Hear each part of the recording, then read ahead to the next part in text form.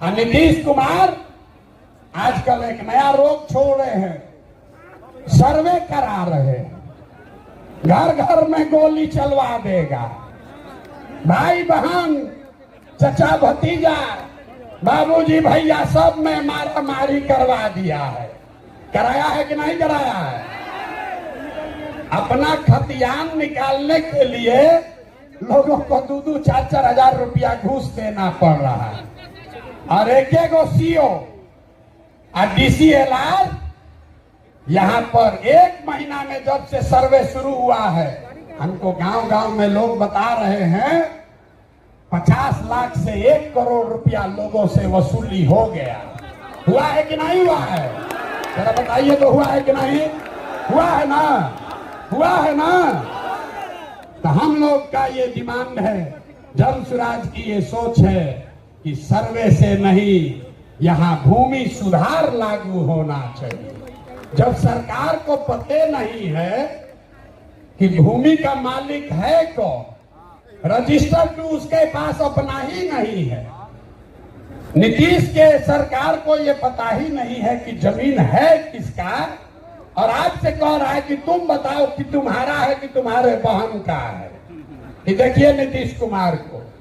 तो इसलिए किसानों की बदहाली दूर करने के लिए जन स्वराज का संकल्प है कि 5 वर्ष लगेगा, लेकिन यहाँ पर पूरी तरीके से भूमि सुधार लागू किया जाएगा ताकि जमीन की प्रोडक्टिविटी को, ओनरशिप को ठीक किया जा सके। एक आंकड़ा याद रखिए, यहाँ समाजवाद की सरकार चली है, सामाजिक न्याय का बात हुआ है, लेकिन बिहार में 100 में 60 आदमी, 100 में 60 लोग भूमिहीन हैं, उनके पास जमीन नहीं है।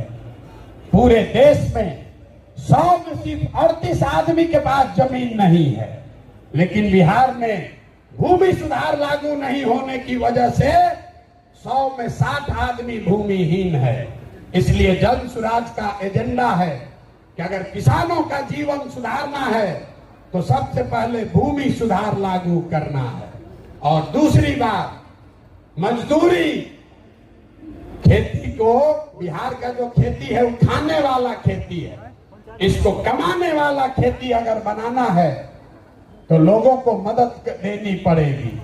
गांव देहात में हम लोग क्या कहते हैं, लोग कहता है कि भैया कटिया करने आए हैं, कमाने के लिए लुधियाना जाएंगे, रोपनी करने आए हैं, कमाने के लिए गुजरात जाएंगे। आदमी खेती करने आया है, कहता है कि हम खाने की व्यवस्था करने आए हैं, कमाने के लिए बाहर जाएंगे। तो इस व्यवस्था को बदलने के लिए जन स्वराज का मंत्र है कि खाने वाली खेती नहीं, कमाने वाला खेती होना चाहिए। और जितने लोग खाने वाला खेती, धान गेहूं को छोड़कर बढ़िया सब्जी मसाला का खेती में जाएंगे, उसके लिए मजदूरी मुफ्त कर दिया जाएगा। अब आदमी कहेगा ये भैया पैसा कैसे आएगा, तो जैसे पढ़ाई का आपको पैसा का रास्ता बताए, युवाओं को रोजगार का पैसा का रास्ता बताए, बुजुर्गों के पेंशन का पैसा का रास्ता बताया, तो वैसे ही आपको बता रहे हैं कि किसानों के लिए मजदूर मुफ्त कैसे मिलेगा।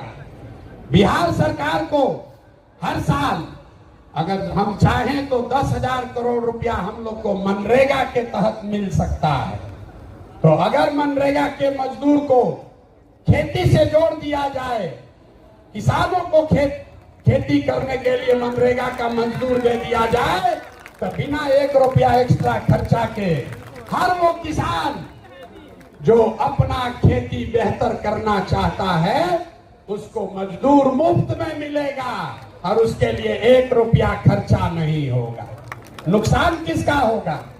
जब मनरेगा में 40% पैसा लोग कमा रहे हैं, उनका बड़ा भारी नुकसान होने वाला है, क्योंकि मनरेगा का मजदूर अगर सीधे किसान को मिल जाए तो किसान अपने मजदूर से काम भी कराएगा और उसकी आमदनी भी बढ़ेगी।